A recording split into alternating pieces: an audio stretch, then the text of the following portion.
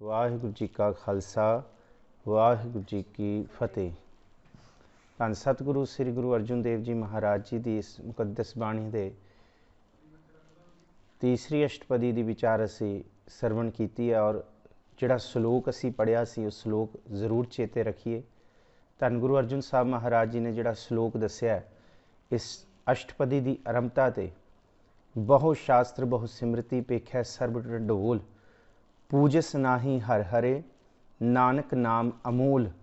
कि मैं बहुत कुछ लभ के देख लिया, मैं बहुत कुछ भाल के वेख लिया, शास्त्रां नूं सिमरतियां नूं वेदां नूं पुराणां नूं सारे ढोल के लभ के वेख ले है। हों हर हर खोजी भाल भलाई क्यों प्यारा प्रीतम मिलै मेरी माए। मिल सतसंगत खोज दसाई विच संगत हर प्रभ वसै जियो। मैं संगत दे अंदर ही भाव के जिथे नाम की रंगत है, जिथे नाम की संगत है, ਉਹਦੇ ਵਿੱਚ ਅਸੀਂ ਸਾਰਾ ਕੁਝ ਪ੍ਰਾਪਤ ਕੀਤਾ। ਧੰਨ ਗੁਰੂ ਅਰਜੁਨ ਸਾਹਿਬ ਮਹਾਰਾਜ ਜੀ ਇਹ ਬਖਸ਼ਿਸ਼ ਕਰਦੇ ਨੇ ਔਰ ਇਹੀ ਕਿਰਪਾ ਕੀਤੀ ਹੈ ਬਾਣੀ ਦੇ ਅੰਦਰ। ਇਸ ਬਾਣੀ ਦੇ ਅੰਦਰ ਜਿਸ ਤਰ੍ਹਾਂ ਅਸੀਂ ਦੋ ਪਦੇ ਵਿਚਾਰੇ ਨੇ, ਦੋਹੇ ਪਦਿਆਂ ਦੇ ਵਿੱਚ ਅਸੀਂ ਇਹੀ ਵਿਚਾਰ ਕਰਕੇ ਵੇਖੀ ਹੈ। ਸਤਿਗੁਰੂ ਜੀ ਗੁਰੂ ਅਰਜੁਨ ਸਾਹਿਬ ਜੀ ਜਿਸ ਤਰ੍ਹਾਂ ਪਹਿਲੇ ਪਦੇ ਦੇ ਵਿੱਚ ਦੱਸਦੇ ਹੈ ਕਿ ਜਿੰਨੇ ਤਰ੍ਹਾਂ ਦੇ ਮਰਜ਼ੀ ਧਟ ਤੀਰਥ ਹੋ ਜਾਏ, ਭਾਵੇਂ ਹੋਮ ਯੱਗ ਕਰ ਲਈਏ, ਸਰੀਰ ਨੂੰ ਕਟਾ ਦਈਏ, ਭਾਵੇਂ ਹਰ ਤਰ੍ਹਾਂ ਦੇ ਬਾਹਰ ਦੇ ਕਰਮ ਕਾਂਡ ਹੋ ਜਾਣ, ਘਰ ਨੂੰ ਛੱਡ ਕੇ ਅਸੀਂ ਸੰਨਿਆਸੀ ਵੀ ਹੋ ਜਾਈਏ, ਪਰ ਨਹੀਂ ਤੁਲ ਰਾਮ ਨਾਮ ਵਿਚਾਰ। ਪਰ ਪ੍ਰਭੂ ਦੇ ਨਾਮ ਦੇ ਤੁਲ ਕੁਛ ਵੀ ਨਹੀਂ ਹੈ। ਸੋ ਆਓ ਜੀ, ਅਸੀਂ ਕੱਲ ਜਿੱਥੇ ਸਮਾਪਤੀ ਕੀਤੀ ਸੀ, ਹਰ ਕੇ ਨਾਮ ਸੰਸਰ ਕਛ ਨਾਹੀਂ ਨਾਨਕ ਗੁਰਮੁਖ ਨਾਮ ਜਪਤ ਗਤ ਪਾਹੇ। ਕਿ ਜਿਹੜਾ ਗੁਰੂ ਦੇ ਸਨਮੁਖ, ਗੁਰੂ ਦੀ ਕਿਰਪਾ ਦੇ ਨਾਲ ਨਾਮ ਨੂੰ ਹਿਰਦੇ ਵਿੱਚ ਵਸਾਉਂਦਾ ਹੈ, ਨਾਮ ਨੂੰ ਜਪਦਾ ਹੈ, ਉਹ ਸੱਚੀ ਮੁੱਚੀ ਗਤ ਪਾਉਂਦਾ ਹੈ। ਸੋ ਅਸੀਸ ਬਖਸ਼ੋ। ਅੱਜ ਦੀ ਵਿਚਾਰ ਅਸੀਂ ਤੀਜੇ ਪਦੇ ਤੋਂ, ਤੀਸਰੀ ਅਸ਼ਟਪਦੀ ਦੇ ਤੀਜੇ ਪਦੇ ਤੋਂ ਮਨ ਕਾਮਨਾ ਤੀਰਥ ਦੇਹ ਛੁਟੈ, ਇਸ ਤੋਂ ਕਰਨੀ ਹੈ। ਕੋਈ ਵੀ ਰਸਨਾ ਵਿਰਵੀ ਨਾ ਰਹੇ, ਮਨੋਬਿਰਤੀਆਂ ਇਕਾਗਰ ਕਰਕੇ ਸਾਰੇ ਆਖੋ ਜੀ ਸਤਨਾਮ ਸ੍ਰੀ ਵਾਹਿਗੁਰੂ। ਇੱਕ ਵਾਰੀ ਫਿਰ ਆਖੋ ਜੀ ਸਤਨਾਮ ਸ੍ਰੀ ਵਾਹਿਗੁਰੂ। मन कामना तीर्थ देह छुटै, गर्व गुमान ना मन ते हुटै। सोच करै दिनस अर रात, मन की मैल न तन ते जात। इस देही को बहु साधना करै, मन ते कभू न बिख्या टरै।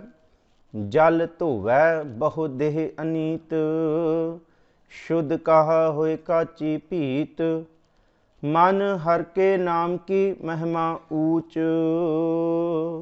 नानक नाम उधरे पतित बहु मूच। ये है जी तीसरा पदा। धन गुरु अर्जुन साहब जी कहते हैं कईयां दी मन के अंदर की कामना होंदी है कि असी तीर्थां ते चले जाइए तो साडी मौत तीर्थां ते जाके होए।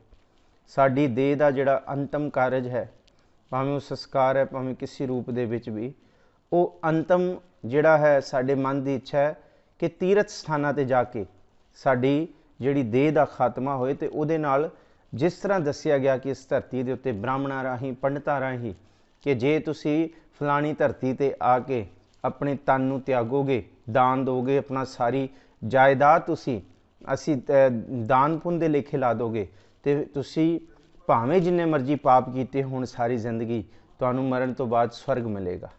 पर इस गल की महाराज जी ने निखेधी कर दी कि ये तो बिल्कुल बिल्कुल झूठ है। धन गुरु अर्जुन साहब महाराज जी ने यही कहा कि मन कामना तीर्थ देह छुटै। कि मेरी कामना है मन के अंदर कि मेरी जिहड़ी देह है वो कित्थे छुटे जाके एक तीर्थ स्थान पे। ते तीर्थ स्थान किहड़ा है जी? खास करके साडे हिंदुस्तान भारत की धरती उत्ते बनारस की धरती इस काम लई सब तो उत्तम मन्नी गई है। कबीर साहब नूं इस गल की जिहड़ी गल है इहदी विरोधता सहनी पई है। और जिहड़ी विरोधता कबीर साहब ने सही है उहदा जिक्र धन गुरु नानक साहब महाराज जी ने भी अपनी मुकद्दस मुखारबिंद तो, अपनी रसना तो, अपनी बाणी दे विच कीता है। धन गुरु नानक साहब महाराज जी उस धुर की बाणी, खसम की बाणी दे विच इह कहिंदे है कि भाई असल दे विच तीर्थ नावन जाओ, तीर्थ नाम है, तीर्थ शब्द विचार अंतर ज्ञान है। ਬਾਹਰ ਦਾ ਤੀਰਥ ਦਾ ਇਸ਼ਨਾਨ ਕੋਈ ਕਿੱਥੇ ਵੀ ਪ੍ਰਵਾਨ ਨਹੀਂ ਹੈ। ਅਸਲ ਤੀਰਥ ਹੈ ਨਾਮ, ਤੇ ਤੀਰਥ ਦੀ ਪ੍ਰਾਪਤੀ ਜਿਹੜੀ ਹੈ ਉਹ ਅੰਦਰ, ਤੀਰਥ ਦਾ ਇਸ਼ਨਾਨ ਜਿਹੜਾ ਹੈ ਉਹ ਅੰਦਰੋਂ ਹੁੰਦਾ ਹੈ। ਤੀਰਥ ਨਹਾਵਣ ਜਾਓ, ਤੀਰਥ ਨਾਮ ਹੈ। ਤੀਰਥ ਸ਼ਬਦ ਵਿਚਾਰ ਅੰਤਰ ਗਿਆਨ ਹੈ। ਗੁਰ ਗਿਆਨ ਸਾਚਾ ਨਾਮ ਥੀਰਥ, 10 ਪੁਰਬ ਸਦਾ ਦਸਹਰਾ, ਹਉ ਨਾਮ ਹਰ ਕਾ ਸਦਾ ਜਾਚੋ, ਦੇਹ ਪ੍ਰਭ ਧਰਣੀ ਧਰਾ। ਇਸ ਧਰਤੀ ਨੂੰ ਸੰਭਾਲਣ ਵਾਲੇ ਪ੍ਰਭੂ ਮੇਰੇ ਹਿਰਦੇ ਦੇ ਅੰਦਰ ਤੀਰਥ ਪ੍ਰਗਟ ਕਰ ਤੂੰ ਨਾਮ ਦਾ, ਤਾਂ ਕਿ ਮੇਰੀ ਮਨ ਦੀ ਜਿਹੜੀ ਮੈਲ ਹੈ, ਜਿਹੜੀ ਮਨ ਦੀ ਖਲਾਸੀ ਹੋ ਸਕੇ। ਇਹਨੂੰ ਹੀ ਕਬੀਰ ਸਾਹਿਬ ਨੂੰ, ਜਿੰਨੇ ਬਨਾਰਸ ਦੇ ਪੰਡਤ ਸਨ, ਬ੍ਰਾਹਮਣ ਸਨ, ਜਾਤ ਉੱਚੀ ਜਾਤ ਦੇ ਤਤ ਵੇਤਾ, ਜਾਂ ਇਸ ਤਰ੍ਹਾਂ ਕਹਿ ਲਈਏ ਵੇਦਾਂ ਸ਼ਾਸਤਰਾਂ ਦੇ ਗਿਆਨ ਨੂੰ ਦੂਸਰਿਆਂ ਦੇ ਵਿੱਚ ਵੰਡਣ ਵਾਲੇ, ਜਾਂ ਵੇਦਾਂ ਨੂੰ ਹੀ ਸਭ ਤੋਂ ਉੱਤਮ ਮੰਨਣ ਵਾਲੇ, ਉਹ ਕਬੀਰ ਸਾਹਿਬ ਨੂੰ ਕਹਿੰਦੇ ਕਿ ਤੂੰ ਬਨਾਰਸ ਦੀ ਧਰਤੀ ਤੇ ਬਹਿ ਕੇ ਕੀ ਰਾਮ ਰਾਮ ਕਰਦਾ, ਕੀ ਹਰ ਹਰ, ਕੀ ਰੱਬ ਰੱਬ ਕਰਦਾ। ਜੇ ਤੂੰ ਰੱਬ ਨਾ ਵੀ ਕਰੇ ਤਾਂ ਵੀ ਸ਼ਿਵ ਜੀ ਵੱਲੋਂ ਇਸ ਧਰਤੀ ਦਾ ਜਿਹੜੀ ਮਿਥਿਹਾਸਕ ਘਟਨਾ ਹੈ ਜੀ, ਸੁਣ ਲਿਓ ਉਹ ਧਿਆਨ ਨਾਲ। ਇਹ ਨਾ ਕਹੋ ਕਿ ਮੈਂ ਕਿਹੜੇ ਪਾਸੇ ਗੱਲ ਲੈ ਕੇ ਜਾ ਰਿਹਾ, ਇਸ ਗੱਲ ਨੂੰ ਬਿਲਕੁਲ ਤਰੀਕੇ ਨਾਲ ਸੁਣ ਲਿਓ। ਹੁਣ ਬਨਾਰਸ ਦੀ ਧਰਤੀ ਦੇ ਉੱਤੇ ਇਹ ਵਰ ਮਿਲਿਆ ਹੋਇਆ ਸੀ ਸ਼ਿਵ ਜੀ ਵੱਲੋਂ ਕਿ ਜਿਹੜਾ ਬਨਾਰਸ ਦੀ ਧਰਤੀ ਤੇ ਮਰੇਗਾ ਉਹ ਸਵਰਗ ਤੇ ਹੀ ਜਾਏਗਾ। ਤੇ ਬਨਾਰਸ ਦੇ ਬ੍ਰਾਹਮਣਾਂ ਨੂੰ ਇਹ ਪੈ ਗਿਆ, ਕਬੀਰ ਤੈਨੂੰ ਜਪਣ ਦੀ ਲੋੜ ਕੀ ਹੈ, ਕਿਉਂਕਿ ਦੁਨੀਆ ਦੇ ਲੋਕ ਉੱਠ ਕੇ ਮਰਨ ਲੱਗਿਆਂ ਬਨਾਰਸ ਦੀ ਧਰਤੀ ਤੇ ਆਉਂਦੇ। ਕਿਉਂ? ਭਾਵੇਂ ਸਾਰੀ ਜ਼ਿੰਦਗੀ ਰਾਮ ਦਾ ਨਾਮ ਨਾ ਜਪਿਆ ਹੋਏ, ਭਾਵੇਂ ਰੱਬ ਰੱਬ ਨਾ ਕੀਤਾ ਹੋਏ, ਪਰ ਜੇ ਇੱਥੇ ਮੌਤ ਹੋਏ ਤੇ ਸਵਰਗਾਂ 'ਚ ਜਾਵਾਂਗੇ। ਤੇ ਫਿਰ ਕਬੀਰ ਸਾਹਿਬ ਨੂੰ ਉਹਨਾਂ ਨੇ ਕਿਹਾ, ਕਹਿੰਦੇ ਸੱਚ ਤਾਂ ਇਹ ਹੋਏ ਨਾ ਕਿ ਜਦ ਤੇਰੀ ਮੌਤ ਆਉਣ ਲੱਗੇ ਤੇ ਤੂੰ ਹੜੰਬੇ ਜਾ ਕੇ ਮਰੇ। ਹੁਣ ਇਹ ਜ਼ਿਕਰ ਹੈ ਜੀ ਇਸ ਧਰਤੀ ਦੇ ਉੱਤੇ, ਇਹ ਮਿਥਿਹਾਸਕ ਘਟਨਾ ਵੀ ਹੈ, ਇਸ ਬਾਬਤ ਕਥਾ ਵਿਚਾਰ ਵੀ ਕੀਤੀ ਸੀ। ਗੁਰੂ ਗ੍ਰੰਥ ਸਾਹਿਬ ਜੀ ਦੀ ਬਾਣੀ 'ਚ ਕਬੀਰ ਸਾਹਿਬ ਦਾ ਪੂਰਾ ਸ਼ਬਦ ਹੈ। ਉਹਨਾਂ ਨੇ ਇਸ ਰੂਪ ਦੀ ਨਿਖੇਧੀ ਕਰਤੀ ਕਿ ਕੋਈ ਭਾਵੇਂ ਬਨਾਰਸ ਮਰੇ ਤੇ ਕੋਈ ਭਾਵੇਂ ਹੜੰਬੈ ਮਰੇ। ਕਹਿੰਦੇ ਮਰਨ ਦੇ ਨਾਲ ਜੀਵਨ ਦੀ ਬੰਦਗੀ ਦਾ ਕੋਈ ਸੰਬੰਧ ਨਹੀਂ। ਜੇ ਬੰਦਗੀ ਨਹੀਂ ਕੀਤੀ ਫਿਰ ਮੌਤ ਦਾ ਡਰਾਵਾ ਜੀਵਨ ਲੱਗਿਆਂ ਵੀ, ਜਿਉਂਦੇ ਜੀ ਵੀ ਹੈ ਤੇ ਮਰਨ ਤੋਂ ਬਾਅਦ ਵੀ ਦੁੱਖ ਹੈ। ਜੇ ਬੰਦਗੀ ਕੀਤੀ ਹੈ ਫਿਰ ਜਿਉਂਦੇ ਜੀ ਵੀ ਮਰਨ ਦਾ ਡਰਾਵਾ ਨਹੀਂ, ਤੇ ਮਰਨ ਤੋਂ ਬਾਅਦ ਵੀ ਬੰਦ ਖਲਾਸੀ ਹੈ। ਇਹਦਾ ਜ਼ਿਕਰ ਕੀਤਾ। ਕਹਿੰਦੇ ਇਹ ਜ਼ਰੂਰੀ ਨਹੀਂ ਹੈ ਕਿ ਧਰਤੀ ਕਿਸੇ ਚੀਜ਼ ਦੀ ਮੁਹਤਾਜ ਨਹੀਂ ਹੈ ਕਿ ਮੈਂ ਬਨਾਰਸ ਮਰਾਂ ਤੇ ਭਾਵੇਂ ਮੈਂ ਹੜੰਬੇ ਮਰਾਂ। ਔਰ ਇਹੀ ਕਾਰਨ ਸੀ ਕਿ ਕਬੀਰ ਸਾਹਿਬ ਬਨਾਰਸ ਉਹਨਾਂ ਦਾ ਜਨਮ ਸਥਾਨ, ਸਾਰੀ ਉਮਰ ਉਹਨਾਂ ਨੇ ਬਨਾਰਸ ਹੰਡਾਈ ਹੈ, ਪਰ ਮੌਤ ਵੇਲੇ ਉਹ ਹੜੰਬੇ ਦੀ ਧਰਤੀ ਤੇ ਚਲੇ ਗਏ।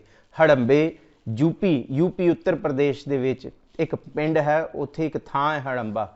ਉੱਥੇ ਉਸ ਥਾਂ ਨੂੰ ਸ਼ਰਾਪਿਆ ਥਾਂ ਇਸ ਲਈ ਮੰਨਿਆ ਗਿਆ ਕਿਉਂਕਿ ਵੇਦਾਂ ਦੀ ਸਿਰਜਣਾ ਕਰਨ ਵਾਲੇ, ਜਾਂ ਜਿਹਨੂੰ ਆਪਾਂ ਵੇਦ ਵਿਆਸ ਕਹਿੰਦੇ ਆ, ਜਿਨ੍ਹਾਂ ਨੇ 4 ਵੇਦਾਂ ਦੇ ਵਿੱਚ ਵੰਡੀ ਪਾਈ ਸੀ, ਕਿਉਂਕਿ ਇਹ ਇੱਕੋ ਹੀ ਵੇਦ ਸੀ, ਭਾਵ ਇੱਕੋ ਹੀ ਗ੍ਰੰਥ ਸੀ ਪੂਰਾ। ਵੇਦ ਪਿਆਸ ਜਿਹੜੇ ਇਸ ਧਰਤੀ ਤੇ ਹੋਏ ਨੇ ਉਹ ਮੰਨੇ ਜਾਂਦੇ ਨੇ, ਜਿਨ੍ਹਾਂ ਨੇ ਇਹਦੇ ਭਾਗ ਕੀਤੇ ਸੀ। ਰਿਗ ਵੇਦ, ਅਥੁਰਵ ਵੇਦ, ਯਜੁਰਵ ਵੇਦ, ਸ਼ਾਮ ਵੇਦ, ਇਹਦੇ ਭਾਗ ਕਰਨ ਵਾਲੇ ਨੇ ਆਪਣੇ ਵੇਦ ਵਿਆਸ। ਤੇ ਵੇਦ ਵਿਆਸ ਜਿਸ ਧਰਤੀ ਤੇ ਬੈਠੇ ਸਨ, ਜਿੱਥੇ ਉਹਨਾਂ ਨੇ ਆਪਣੀ ਚਟਸਾਲ ਜਾਂ ਵਿਦਿਆਰਥੀਆਂ ਨੂੰ ਪੜ੍ਹਾਉਣ ਵਾਸਤੇ ਆਪਣਾ ਇੱਕ ਧਰਮਸਾਲ ਖੋਲ੍ਹਿਆ ਸੀ, ਉਹ ਸੀ ਜੀ ਹੜੰਬੇ ਦੀ ਧਰਤੀ ਉੱਤੇ। ਹੁਣ ਹੜੰਬੇ ਦੀ ਧਰਤੀ ਦੇ ਉੱਤੇ ਜਿਹੜੇ ਵਿਦਿਆਰਥੀ ਆ ਕੇ ਪੜ੍ਹਨ ਲੱਗ ਗਏ, ਉਹ ਹੁਣ ਇੰਨੇ ਗਿਆਨਵਾਨ ਹੋ ਗਏ ਕਿਉਂਕਿ ਉਹਨਾਂ ਦਾ ਜਿਹੜਾ ਟੀਚਰ, ਇੰਸਟਰਕਟਰ, ਗੁਰੂ ਹੈ ਉਹ ਵੇਦ ਵਿਆਸ ਹੈ, ਜਿਹਦੇ ਕੋਲ ਵੇਦਾਂ ਦਾ ਪੂਰਨ ਗਿਆਨ ਹੈ।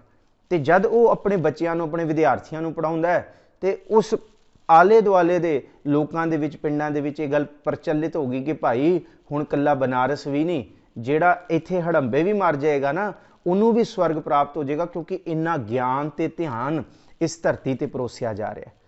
ਹੁਣ ਇਹ ਮਿਥਿਹਾਸਕ ਘਟਨਾਵਾਂ ਨੇ।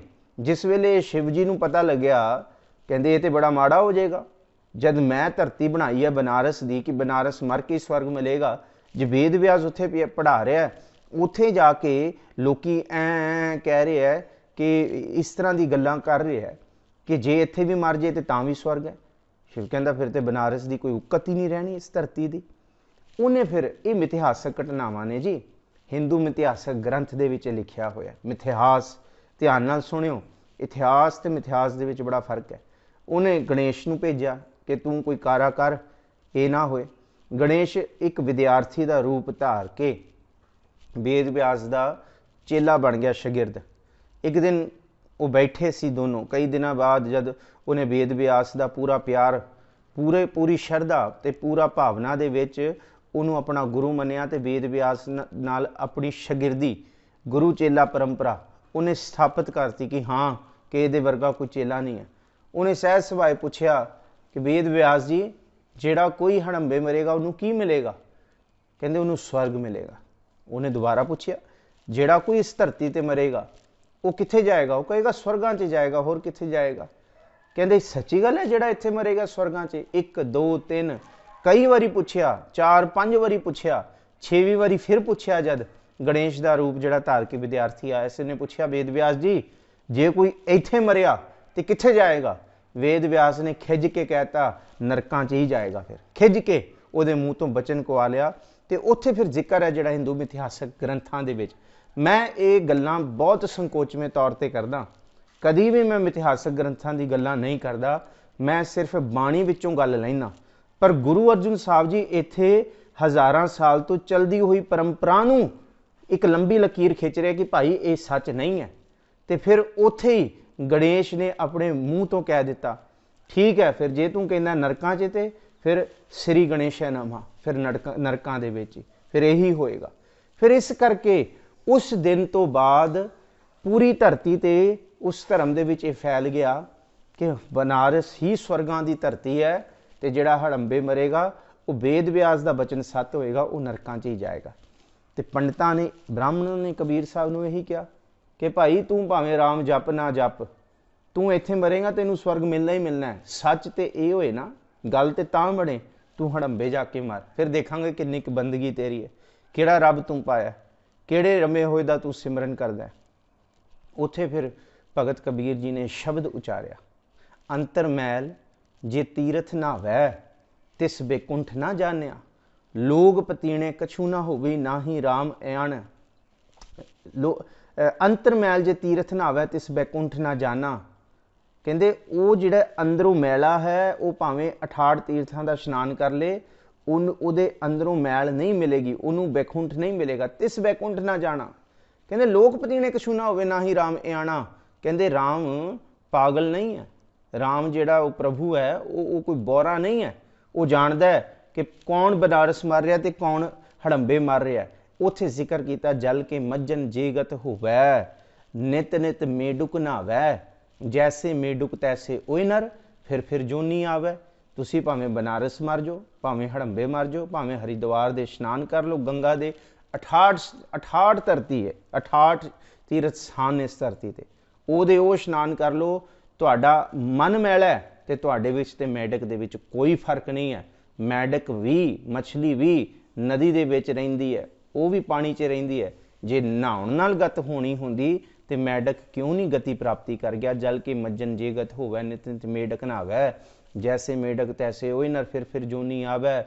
ਪੂਜੋ ਰਾਮ ਏਕ ਹੀ ਦੇਵਾ, ਸਾਚਾ ਨਾਵਣ ਗੁਰ ਕੀ ਸੇਵਾ।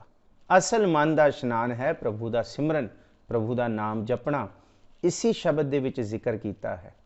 ਕਹਿੰਦੇ ਕਿ ਉੱਥੇ ਲੋਕਾਂ ਨੇ ਕਹਿ ਦਿੱਤਾ ਕਿ ਜਾ ਕੇ ਹੜੰਬੇ ਮਰ ਕੇ ਕਬੀਰ ਸਾਹਿਬ ਫਿਰ ਉੱਠ ਕੇ ਹੜੰਬੇ ਚਲੇ ਗਏ। ਉਹਨਾਂ ਦੀ ਜਿਹੜੀ ਅੰਤਮ ਸਮਾਂ ਹੈ, ਕਬੀਰ ਸਾਹਿਬ ਨੇ ਜਿੱਥੇ ਸਰੀਰ ਤਿਆਗਿਆ ਹੈ ਉਹ ਹੜੰਬੇ ਦੀ ਧਰਤੀ ਤੇ ਉਹਨਾਂ ਦਾ ਥਾਂ ਵੀ ਬਣਿਆ ਹੋਇਆ। ਇਸੀ ਸ਼ਬਦ ਦੇ ਵਿੱਚ ਜ਼ਿਕਰ ਕੀਤਾ। ਉਹਨਾਂ ਨੇ ਕਹਿ ਦਿੱਤਾ ਵੇਦ ਨਹੀਂ ਸ਼ਾਸਤਰ, ਕਹਿੰਦੇ ਦਿਨਸ ਨਾ ਰਹਿਣ ਵੇਦ ਨਹੀਂ ਸ਼ਾਸਤਰ, ਤਹਾਂ ਬਸੈ ਨਿਰੰਕਾਰਾ ਘਰ ਵੀ ਕੱਲ ਵੀ ਵਿਚਾਰਿਆ ਸੀ। ਉਹਨਾਂ ਨੇ ਇਹ ਵੀ ਕਹਿ ਦਿੱਤਾ, ਕਹਿੰਦੇ ਇਹ ਜ਼ਰੂਰੀ ਨਹੀਂ ਹੈ ਕਿ ਕੋਈ ਬਨਾਰਸ ਮਰ ਕੇ ਹੀ ਸਵਰਗਾਂ 'ਚ ਜਾਏਗਾ। ਉਹ ਕਹਿੰਦੇ ਹਰ ਕਾ ਸੰਤ ਜੇ ਮਰੇ ਹੜੰਬੈ, ਕਹਿੰਦੇ ਕੱਲਾ ਮੈਂ ਨਹੀਂ ਤਾਂ ਸਗਲੀ ਸੈਣ ਤਰਾਈ। ਜੇ ਹਰੀ ਦਾ ਸੰਤ ਹੈ, ਜੇ ਅੰਦਰੋਂ ਸਾਧਿਆ ਗਿਆ, ਉਹ ਹੜੰਬੇ ਭਾਵੇਂ ਮਰ ਜਾਏ, ਕਹਿੰਦੇ ਕੱਲਾ ਉਹ ਨਹੀਂ ਤਰੇਗਾ, ਆਪਣੀ ਸਾਰੀ ਲੁਕਾਈ ਨੂੰ ਵੀ ਤਾਰ ਜਾਏਗਾ। ਜਿਹੜੇ ਉਹਦੇ ਨਾਲ ਜੁੜੇ ਨੇ ਉਹਨਾਂ ਨੂੰ ਵੀ ਤਾਰ ਜਾਏਗਾ। ਇਹੀ ਗੱਲ ਦਾ ਜ਼ਿਕਰ ਗੁਰੂ ਗ੍ਰੰਥ ਸਾਹਿਬ ਜੀ ਦੀ ਬਾਣੀ 'ਚ ਬਾਰ-ਬਾਰ ਆਇਆ। ਸ਼ੁਰੂਆਤ ਹੀ ਅਸੀਂ ਜਪਜੀ ਸਾਹਿਬ 'ਚੋਂ ਇੱਥੇ ਕਰਦੇ ਹਾਂ, ਸੋਚੈ ਸੋਚ ਨਾ ਹੋਵਈ ਜੇ ਸੋਚੀ ਲਖਵਾਰ, ਕਿ ਬਾਹਰ ਦੇ ਇਸ਼ਨਾਨ ਜਾਂ ਤੀਰਥ ਸਥਾਨਾਂ 'ਤੇ ਜਾ ਕੇ ਵਸ ਜਾਈਏ। ਭਾਈ ਗੁਰਦਾਸ ਜੀ ਤੇ ਇੱਥੋਂ ਤੱਕ ਕਹਿੰਦੇ ਹੈ, ਬੰਦੇ ਦੁਨੀਆ ਦੇ ਲੋਕ ਤੀਰਥ ਸਥਾਨਾਂ 'ਤੇ ਜਾਂਦੇ ਹੈ, ਪਰ ਤੀਰਥ ਸਥਾਨ ਵਸਣ ਵਾਸਤੇ ਨਹੀਂ ਹੁੰਦੇ। ਕੋਈ ਵੀ ਆਪਣਾ ਮਨ ਨਹੀਂ ਲਾ ਲੈਂਦਾ ਤੀਰਥ ਸਥਾਨ ਜਾ ਕੇ, ਨਾ ਲਾ ਸਕਦਾ। ਜਾਏਗਾ ਕੁਝ ਦਿਨ ਰੁਕੇਗਾ, ਪਰ ਉਹਦਾ ਜਿਹੜਾ ਮੋਹ ਹੋਏਗਾ ਆਪਣੇ ਘਰ ਵੱਲ ਹੀ ਹੋਏਗਾ। ਭਾਵੇਂ ਆਫਤ ਹੋ ਜਾਏ, ਮੁਸੀਬਤ ਹੋ ਜਾਏ, ਉਹ ਕਹੇਗਾ ਬਸ ਹੁਣ ਘਰ ਹੀ ਚਲੀਏ। ਉੱਥੇ ਭਾਈ ਗੁਰਦਾਸ ਜੀ ਕਹਿੰਦੇ ਤੀਰਥ ਜਾਤੀ ਜਾਤ ਨੈਣ ਨਿਹਾਲੀਆਂ, ਤੀਰਥਾਂ ਤੇ ਜਾਣ ਵਾਲੇ ਵੀ ਕਹਿੰਦੇ ਥੋੜੇ ਦਿਨ ਦੇ ਹੀ ਮਹਿਮਾਨ ਹੁੰਦੇ ਆ, ਫਿਰ ਉਹ ਦਿਸਦੇ ਨਹੀਂ ਕਿੱਥੇ ਗਏ ਕਿੱਥੇ ਆਏ ਸੀ। ਸੋ ਇੱਥੇ ਗੁਰੂ ਅਰਜਨ ਸਾਹਿਬ ਜੀ ਬੜਾ ਕੀਮਤੀ ਵਚਨ ਕਰਦੇ ਆ, ਮਨ ਕਾਮਨਾ ਤੀਰਥ ਦੇਹ ਛੁਟੈ। ਜੇ ਸਾਡੇ ਮਨ ਦੇ ਵਿੱਚ ਕਾਮਨਾ ਹੋਏ ਕਿ ਅੰਤਮ ਸਮਾਂ ਅਸੀਂ ਬਨਾਰਸ ਜਾਂ ਕਿਸੇ ਤੀਰਥ ਸਥਾਨ ਤੇ ਚਲੇ ਜਾਈਏ, ਤੇ ਸਤਿਗੁਰੂ ਜੀ ਕਹਿੰਦੇ ਨਾ ਭਾਈ, ਗਰਭ ਗੁਮਾਨ ਨਾ ਮਨ ਤੇ ਹੁਟੈ। ਸਾਡੇ ਅੰਦਰੋਂ ਹਉਮੈ ਫਿਰ ਉਨੇ ਦੀ ਉਨੀ, ਫਿਰ ਜੇ ਅਗਲਾ ਜਨਮ ਹੋਣਾ ਫਿਰ ਉਹੀ ਹਾਲ ਹੋਣਾ। ਅੰਤਕਾਲ ਜੋ ਲక్ష్ਮੀ ਸਿਮਰੈ ਐਸੀ ਚਿੰਤਾ ਮਹਿ ਜੇ ਮਰੈ, ਸਰਪ ਜੋਨ ਵਲ ਵਲ ਔਤਰੈ। ਅੰਤਕਾਲ ਜੋ ਲੜਕੇ ਸਿਮਰੈ ਐਸੀ ਚਿੰਤਾ ਮਹਿ ਉਹ ਮਰੈ, ਵੇਸ਼ਵਾ ਜੋਨ ਵਲ ਵਲ ਉਤਰੈ। ਅੰਤਕਾਲ ਜੋ ਮੰਦਰ ਸਿਮਰੈ ਐਸੀ ਚਿੰਤਾ ਮਹਿ ਜੇ ਮਰੈ। ਹੁਣ ਗੁਰੂ ਸਾਹਿਬ ਨੇ ਕਿੰਨਾ ਕੁਛ ਕਮਾਲ ਦਾ ਕਰਤਾ ਗੁਰੂ ਗ੍ਰੰਥ ਸਾਹਿਬ ਜੀ ਦੀ ਬਾਣੀ 'ਚ। ਗੁਰੂ ਸਾਹਿਬ ਨੇ ਕਹਿ ਦਿੱਤਾ ਕਿ ਜਿਹੜਾ ਅੰਤਸ਼ਕਰਮ ਹੋਏਗਾ, ਜਿਹੜਾ ਅੰਦਰ ਫੁਰਨਾ ਹੋਏਗਾ, ਉਹੀ ਬਾਰ-ਬਾਰ ਜੂਨੀ ਵਿੱਚ ਅੱਗੇ ਲੈ ਕੇ ਜਾਏਗਾ। ਤੇ ਭਗਤ ਜੀ ਵੀ ਤੇ ਇਹੀ ਕਹਿ ਰਿਹਾ, ਅੰਤਕਾਲ ਨਾਰਾਇਣ ਸਿਮਰੈ ਐਸੀ ਚਿੰਤਾ ਮਹਿ ਜੇ ਮਰੈ, ਬਦਤ ਤਿਰਲੋਚਨ ਤੇ ਨਰ ਮੁਕਤਾ ਪੀਤਾੰਬਰ ਜਾ ਕੇ ਹਿਰਦੈ ਵਸੈ। ਗੱਲ ਤੇ ਇਹ ਹੈ ਕਿ ਹਿਰਦੇ ਵਿੱਚ ਕਿਹੜਾ ਫੁਰਨਾ ਹੈ, ਰਮੇ ਹੋਏ ਪ੍ਰਭੂ ਦਾ ਫੁਰਨਾ ਹੈ ਜਾਂ ਮਾਇਕੀ ਫੁਰਨਾ ਹੈ ਜਾਂ ਹਉਮੈ ਦਾ ਫੁਰਨਾ ਹੈ। ਭਾਵੇਂ ਤੀਰਥਾਂ ਤੇ ਚਲੇ ਜਾਓ, ਗਰਭ ਗੁਮਾਨ ਅੰਦਰ ਗਰਭ, ਤੇ ਦੋ ਲਫ਼ਜ਼ ਆਏ ਨੇ ਜੀ ਗੁਰੂ ਗ੍ਰੰਥ ਸਾਹਿਬ ਜੀ ਦੀ ਬਾਣੀ 'ਚ, ਇੱਕ ਬੱਬੇ ਨਾਲ ਤੇ ਇੱਕ ਭੱਬੇ ਨਾਲ। ਜਿਹੜਾ ਬੱਬੇ ਨਾਲ ਗਰਭ ਲਫ਼ਜ਼ ਆਇਆ ਉਹ ਹਉਮੈ ਲਈ ਆਇਆ, ਜਿਹੜਾ ਗਰਭ ਭੱਬੇ ਨਾਲ ਆਇਆ ਉਹ ਮਾਤਾ ਦੇ ਗਰਭ ਵਾਸਤੇ ਆਇਆ। ਇਸ ਕਰਕੇ ਇਹਨਾਂ ਦੋਨਾਂ ਲਫ਼ਜ਼ਾਂ ਦਾ ਭੇਤ ਰੱਖਿਓ। ਗਰਭ ਗੁਮਾਨ, ਗੁਮਾਨ ਆਪਾਂ ਕਹਿੰਦੇ ਆ ਨਾ, ਬੜੀ ਸਵੈ ਹੰਗਤਾ ਹੈ। ਕਹਿੰਦੇ ਨਹਾਵਣ ਚੱਲੇ ਤੀਰਥੀ, ਮਨ ਖੋਟੇ ਤਨ ਚੋਰ, ਇੱਕ ਭਾਉ ਲੱਥੀ ਨਹਾਤਿਆਂ, ਦੋਏ ਭਾ ਚੜੀਏ ਸਹੋਰ। ਇੱਕ ਤੇ ਅਸੀਂ ਤਨ ਦੀ ਮੈਲ ਲਾ ਲਾਂਗੇ ਤੀਰਥਾਂ ਤੇ ਜਾ ਕੇ, ਪਰ ਜਿਹੜੀ ਦੁਗਣੀ ਮੈਲ ਚਾੜ ਲਾਂਗੇ ਹਉਮੈ ਦੀ, ਲੈ ਲੈ ਲੈ ਅਸੀਂ ਹੁੰਦੇ ਹਾਂ, ਫਿਰ ਅਸੀਂ ਸਾਡੇ ਕੋਲ ਇਹ ਹੁਣ ਬਿੱਧ ਹੈ ਕਿ ਅਸੀਂ ਤੀਰਥਾਂ ਤੇ ਆ ਗਏ ਹਾਂ ਕਿ ਸਾਡੇ ਪਾਪ ਮਾਫ ਹੋ ਜਾਣਗੇ। ਗੁਰੂ ਅਰਜਨ ਸਾਹਿਬ ਜੀ ਕਹਿੰਦੇ ਭਾਈ ਆਪ ਭੁਲੇਖਾ ਮੁੱਢੋਂ ਹੀ ਕੱਢ ਦਿਓ ਆਪਣੇ ਮਨ ਚੋਂ, ਤੁਹਾਡਾ ਪਾਰ ਉਤਾਰਾ ਹੋਣ ਵਾਲਾ ਨਹੀਂ ਹੈ। ਹਜ਼ਾਰਾਂ ਸਾਲਾਂ ਤੋਂ ਇਹੀ ਕਹਿ ਕੇ ਪਾਗਲ ਬਣਾਇਆ ਜਾ ਰਿਹਾ ਦੁਨੀਆ ਨੂੰ। ਪਾਪ ਉੱਥੇ ਦਾ ਉੱਥੇ ਹੀ ਹੈ, ਹਉਮੈ ਉੱਥੇ ਦੀ ਉੱਥੇ ਹੈ। ਬੰਦੇ ਖੱਪ ਗਏ, ਮਰ ਗਏ, ਪਰ ਇਸ ਗੱਲ ਤੋਂ ਕੋਈ ਨਹੀਂ ਸਮਝਾ ਸਕਿਆ ਕਿ ਭਾਈ ਜਿਹੜਾ ਇਸ਼ਨਾਨ ਹੈ ਤੀਰਥ ਨਹਾਵਣ ਜਾਓ, ਤੀਰਥ ਨਾਮ ਹੈ, ਨਾਮ ਹੀ ਤੀਰਥ ਹੈ। ਇਹਨੂੰ ਹੀ ਕਿਹਾ ਅੰਤਰਗਤ ਤੀਰਥ ਮਲ ਨਹਾਓ, ਅੰਦਰ ਦਾ ਤੀਰਥ ਇਸ਼ਨਾਨ ਹੈ। ਇਹ ਹੈ ਮੂਤ ਪਲੀਤੀ ਕੱਪੜ ਹੋਏ ਦੇ ਸਾਬੂਨ ਲਈਐ ਉਹ ਧੋਏ ਭਰੀਐ ਮਤ, ਪਾਪਾਂ ਕੈ ਸੰਗ ਉਹ ਧੋਪੈ ਨਾਮੈ ਕੈ ਰੰਗ। ਅੰਦਰ ਦਾ ਗਰਭ ਗੁਮਾਨ, ਉਹਦੇ ਲਈ ਨਾਮ ਜਪਣਾ ਪਏਗਾ ਜੀ। ਸੋਚ ਕਰੈ ਦਿਨਸ ਅਰ ਰਾਤ, ਮਨ ਕੀ ਮੈਲ ਨਾ ਤਨ ਤੇ ਜਾਤ। ਸੋਚ ਦਾ ਮਤਲਬ ਸੋਚ ਨਹੀਂ ਹੈ, ਥਿੰਕਿੰਗ ਨਹੀਂ ਹੈ, ਥਾਟ ਪ੍ਰੋਸੈਸ ਨਹੀਂ ਹੈ। ਸੋਚ ਦਾ ਮਤਲਬ ਹੈ ਸੁਚਮਤਾ, ਸ਼ੌਚ ਸੰਸਕ੍ਰਿਤ ਲਫ਼ਜ਼, ਜਿਹਨੂੰ ਸੋਚੈ ਸੋਚ ਨਾ ਹੋਵੇ ਜੇ ਸੋਚੀ ਲਖਵਾਰ। ਲੱਖ ਵਾਰੀ ਪਿੰਡੇ ਨੂੰ ਧੋ ਲਓ, ਦਿਨ ਰਾਤ ਧੋਂਦੇ ਰਹੋ। ਕਹਿੰਦੇ ਫਿਰ ਇਹ ਧੋਣ ਨਾਲ ਮਨ ਕੀ ਮੈਲ, ਮੈਲ ਲਫ਼ਜ਼ ਲੱਲੇ ਬਿੰਦੀ ਨਾਲ ਪੜ੍ਹਨਾ ਜੀ ਇਹਨੂੰ, ਮਨ ਕੀ ਮੈਲ ਨਾ ਤਨ ਤੇ ਜਾਤ, ਜਾਤ ਕਿ ਮਨ ਦੀ ਮੈਲ ਤਨ ਨੂੰ ਧੋਣ ਨਾਲ ਸਾਫ਼ ਨਹੀਂ ਹੋਏਗੀ ਜੀ। ਇਸ ਦੇਹੀ ਕੋ ਬਹੁ ਸਾਧਨਾ ਕਰੈ, ਮਨ ਤੇ ਕਬਹੂ ਨਾ ਵਿਖਿਆ ਟਰੈ। ਤੂੰ ਬਹੁਤੇ ਸਾਧਨ ਕਰ ਲੈ, ਭਾਵੇਂ ਰੇਂਗਦਾ ਹੋਇਆ ਆਪਣੇ ਘਰੋਂ ਤੀਰਥ ਸਥਾਨਾਂ ਤੇ ਚਲਾ ਜਾ, ਭਾਵੇਂ ਨੰਗੇ ਪੈਰ ਤੁਰ ਕੇ ਚਲਾ ਜਾ, ਭਾਵੇਂ ਕਈ ਤੀਰਥ ਸਥਾਨਾਂ ਨੂੰ ਤੂੰ ਤੁਰ ਕੇ ਗਾ ਲੈ, ਭਾਵੇਂ ਜੋ ਮਰਜ਼ੀ, ਜਿੰਨੇ ਤਰ੍ਹਾਂ ਦੇ ਵੀ ਸਾਧਨ ਹੁੰਦੇ ਨੇ, ਪੁੱਠਾ ਲਟਕ ਜਾ, ਤਪ ਕਰ ਲੈ, ਜਪ ਕਰ ਲੈ, ਸਾੜ ਲੈ ਆਪਣੇ ਤਨ ਨੂੰ। ਇਸ ਦੇਹੀ ਕੋ, ਦੇਹੀ ਦੇ ਨਾਲ ਜਿੰਨਾ ਜਿੰਨਾ ਕੁਛ ਹੁੰਦਾ ਹੈ। ਮਹਾਰਾਜ ਕਹਿੰਦੇ ਅਸਲ ਗੱਲ ਹੀ ਨਹੀਂ ਸਮਝਾਈ ਸਿਆਣਿਆਂ ਨੇ। ਗੱਲ ਤੇ ਤਾਂ ਸੀ ਜੇ ਸਿਆਣਾ ਕੋਈ ਹੁੰਦਾ ਤੇ ਉਹ ਗੱਲ ਸਮਝਾਉਂਦਾ ਕਿ ਧਰਮ ਦਾ ਸੰਬੰਧ ਸਰੀਰ ਨਾਲ ਨਹੀਂ ਹੈ, ਧਰਮ ਦਾ ਸੰਬੰਧ ਮਨ ਨਾਲ ਹੈ। ਦੇਹੀ ਦੇ ਸਾਧਨ ਦੇ ਨਾਲ ਤੈਨੂੰ ਕੁਛ ਨਹੀਂ ਪ੍ਰਾਪਤ ਹੋਣਾ, ਸਿਰਫ ਔਰ ਸਿਰਫ ਇਹ ਦੇਹੀ ਇੱਕ ਦਿਨ ਖਤਮ ਹੋ ਜਾਏਗੀ। ਪਰ ਜਿਹੜਾ ਮਨ ਸਾਧਿਆ ਗਿਆ ਫਿਰ ਉਹ ਸਦਾ ਹੀ ਰਹੇਗਾ, ਫਿਰ ਉਹ ਸਦਾ ਹੀ ਜਪਿਆ ਹੋਇਆ ਨਾਮ, ਨਾਮ ਰਹਿਓ ਸਾਧੂ ਰਹਿਓ, ਰਹਿਓ ਗੁਰੂ ਗੋਬਿੰਦ ਕਹੋ ਨਾਨਕ ਇਹ ਜਗਤ ਮੈਂ ਕਿਨ ਜਪਿਓ ਗੁਰਮੰਤ। ਕੋਈ ਵਿਰਲਾ ਹੀ ਮਨ ਨੂੰ ਸਾਧੇਗਾ। ਭਾਵੇਂ ਦੇਹੀ ਨੂੰ ਬੜੀ ਤਰੀਕੇ ਦੇ ਨਾਲ ਸਾਧਨਾ ਕਰ ਲੈ, ਇਸ ਦੇਹੀ ਕੋ ਬਹੁਤ ਸਾਧਨਾ ਕਰੈ, ਮਨ ਤੇ ਕਬਹੂ ਨਾ ਵਿਖਿਆ ਟਰੈ। ਮਨ ਭਜਿਆ ਫਿਰਦਾ ਤੇ ਮਨ ਦੇ ਅੰਦਰ ਜਿਹੜਾ ਪਾਪ ਹੈ, ਵਿਖਿਆ ਜ਼ਹਿਰ ਕਹਿੰਦੇ, ਜ਼ਹਿਰ ਮਨ ਦੇ ਅੰਦਰ ਦਾ ਜਿਹੜਾ ਜ਼ਹਿਰ ਹੈ ਤਨ ਦੇ ਸਾਧਨ ਦੇ ਨਾਲ ਦੂਰ ਨਹੀਂ ਹੋਏਗਾ। ਥੋੜੀ ਦੇਰ ਵਾਸਤੇ तन नूं टिकाउण नाल हाँ हो सकदा है कि थोड़ा जिहा मन भी टिक जाए, पर मन दे अंदर दा जहर नहीं मरेगा। सप जे थोड़ी देर वास्ते अपनी खुड विच वड़ जाए, बिल विच वड़ जाए, तो दुनिया के लोग कहण कि ये शांत हो गया। ना भाई, ये तो भुलेखा है। किहड़े वेले किसी वेले सप ने खुड तो बाहर निकल के अपना जहर उगल देना है। मन भी जे थोड़ा चिर वास्ते लगे ना कि हाँ बड़ा ज्ञानी ध्यानी हो गया, गुरु अर्जुन साहब जी कहते ना भाई, इन्हें तो कद जहर उगल देनी है, ਇਹਦਾ कुछ नहीं पता। इस करके देही दे साधन दे नाल मन नहीं, मन का जहर नहीं मरदा जी। जल धोवै बहु देह अनीत, शुद्ध कहा होए काची भीत। जल धोवै बहु देह, देह का मतलब शरीर, देही साडी। अनीत जिन्ना मर्जी नित ही तू धोंदा रह, अणगिनत वेले तू इस देही नूं दिन च 10 वारी भावें इशनान कर लै, भावें कस्सणे केसी इशनान कर लै। कई लोगों की आदत होंदियां ना जी, असी बाहर गए हाँ तो असी दिन च भावें 2 वारी बाहर, 3 वारी गए तो 3 वारी इशनान करना। ये नहीं, गुरु साहब कहते भावें 20 वारी इशनान कर लै, 100 वारी कर लै। शुद्ध कहा हुए काची भीत, मिट्टी भी कदी शुद्ध होंदी है। काची भीत का मतलब कच्ची, कच्ची भीत कच्ची कंध, जिन्हों पिंडां दे विच पहलां चीकली मिट्टी दे नाल कंधां बनाईयां जांदियां सी, उहदे विच तूड़ी रला के। कहंदे जिस तरह वो कच्ची कंध मींह आण ते खुर जांदी सी ना, बस तन भी ये है, जिन्ना मर्जी धोई जा, इन्हें खुरी जाना, इन्हें खुरी जाना। कहंदे इहदे उत्तों मैल नहीं उतरनी, ये तो मैल दा पलीता है शरीर, इहदे विचों मैल खत्म नहीं होनी। गल ते तां है जे मन नूं पवित्र कीता जाए जी। मन हर के नाम की महिमा ऊंच, नानक नाम उधरे पतित बहु मूच। महिमा ते ओ है जिन्हें मन करके नाम जप लिया। मन हर के नाम की महिमा ऊंच, ये महिमा तन करके उच्ची नहीं है। तन दे उत्ते वस्त्र पा के जां हाथ च माला फड़ के जां तिलक लगा के, जिन्हों कबीर साहब कहते हैं माथे तिलक हथ माला बाना, लोकन राम खिलोना जाना। रब नूं तुसीं खिडौना छणखणा समझ लिया। अज तुसीं माला बन ली तो कल जो मर्जी करी चलो, कल तुसीं महा कुकर्म करी जाओ, फिर तुसीं मुड़ के माला पा ली। ये थोड़ी है। कहते माला पाउणी है तो अपने कंठ ते प्रभु दे नाम दी माला पाओ, सदा ही मुख तो जपते जाओ। कंठे राम, कंठे माला, जिहवा राम राम राम राम, रमे हुए प्रभु नूं जपी जाओ। कंठे माला जिहवा राम, सहस नाम लै लै करूँ सलाम। हज़ारां करोड़ां ही उस प्रभु दे नाम ने, तू जप जप के थक ही ना, तू कदी थक ना उहदे नाम लैंदे आवेंदे।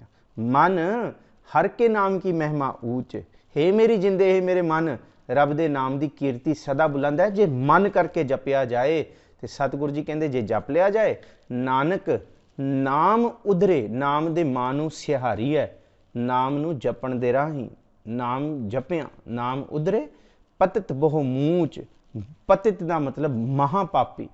पतित असल दे विच ओ हुंदे है जिहड़ा बचन लैके मुकर जाण। असी कईयां नूं कही जांदे हां कि लै वो पतित हो गए, वो पतित हो गए। पतित असल दे विच जद गुरु तो कोई प्रॉमिस ले ना, प्रॉमिस लैण तो बाद जे मुकरे तो तां पतित हुंदा है।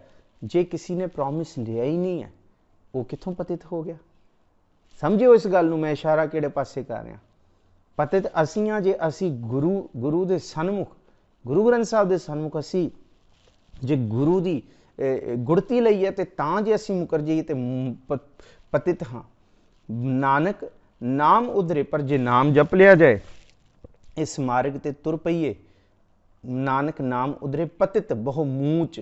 मूच का मतलब है बहुत सारे, पिछे मूच का मतलब मूर्च कीड़ी वास्ते भी आया, कीड़ी वर्गा भी तर जाता है, पर वो मैनू भैन जी रविंदर कौर ने फारसी का लफ्ज़ दसिया सी। पर इत्थे जिहड़ा मूच बनता है ना, वो सारे दे सारे बहु मूच, बहु का मतलब बहुत सारे तर सकते हैं। बहुत सारे पतित का मतलब महमूरख की केतक बात है, कोट पराधी तरिया रे, गुरु नानक जिन सुनिया पेख्या, से फिर गर्भास ना भरिया रे। आओ जी अगला पदा शुरू करिए। बहुत सियाणप जम का भौ व्यापै, अनेक जतन कर तृष्णा त्रापै। जिन्ने मर्जी सियाणे हो जाइए, ਸਿਆਣੇ ਤੋਂ ਸਿਆਣੇ, ਗਿਆਨੀ ਤੋਂ ਗਿਆਨੀ, ਧਿਆਨੀ ਤੋਂ ਧਿਆਨੀ ਹੋ ਜਾਈਏ, ਪਰ ਮੌਤ ਦਾ ਡਰ ਤੇ ਸਭ ਨੂੰ ਹੀ ਹੈ। ਜਿਹੜਾ ਮਰਜੀ, ਭਾਵੇਂ ਜੋ ਮਰਜੀ, ਜਿੰਨਾ ਮਰਜੀ, ਭਾਵੇਂ ਪ੍ਰੋਫੈਸਰ ਲੱਗ ਜੇ ਤੇ ਭਾਵੇਂ PhD ਕਰ ਜੇ, ਭਾਵੇਂ ਜੋ ਮਰਜੀ ਕਰ ਜੇ, ਜਿੰਨਾ ਮਰਜੀ ਗਿਆਨੀ ਧਿਆਨੀ ਪੜ੍ਹਿਆ ਲਿਖਿਆ ਹੋ ਜਾਏ, ਮਹਾਰਾਜ ਜੀ ਕਹਿੰਦੇ ਮੌਤ ਦਾ ਡਰ ਤੇ ਤਾਂ ਵੀ ਹੈ। ਇਹ ਬਾਹਰਲੇ ਗਿਆਨ ਦੇ ਨਾਲ ਜਮ ਦਾ ਭਉ ਨਹੀਂ ਖਤਮ ਹੁੰਦਾ। ਬਹੁਤ ਸਿਆਣਪ, ਜਮ ਕਾ ਭਉ ਵਿਆਪੈ, ਘਨੇਰੀਆਂ ਚਲਾਕੀਆਂ ਚਤਰਾਈਆਂ ਹੋਣ, ਪਰ ਮੌਤ ਦੇ ਅੱਗੇ ਬੰਦੇ ਦੀ ਕੋਈ ਸਿਆਣਪ ਨਹੀਂ ਚੱਲਦੀ, ਕੋਈ ਨਹੀਂ। ਇੱਕ ਜੋਗੀ ਇੱਕ ਸੂਰਮੇ ਨੂੰ ਕਹਿੰਦਾ ਤੂੰ ਬੜਾ ਵੱਡਾ ਸੂਰਮਾ। ਕਹਿੰਦਾ ਹਾਂ ਬਾਬਾ ਮੈਂ ਬਹੁਤ ਵੱਡਾ ਸੂਰਮਾ, ਮੈਂ ਇਹ ਕੀਤਾ, ਮੈਂ ਉਹ ਕੀਤਾ।